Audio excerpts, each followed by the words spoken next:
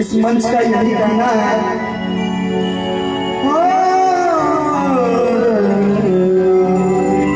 वतन पे जो फिदा होगा अमर वो जगह होगा,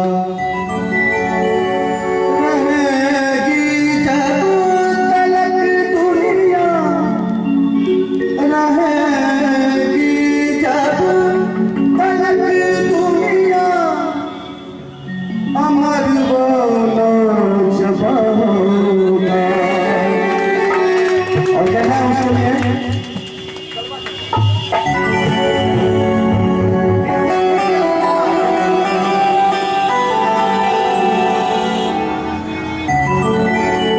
थोड़ा सा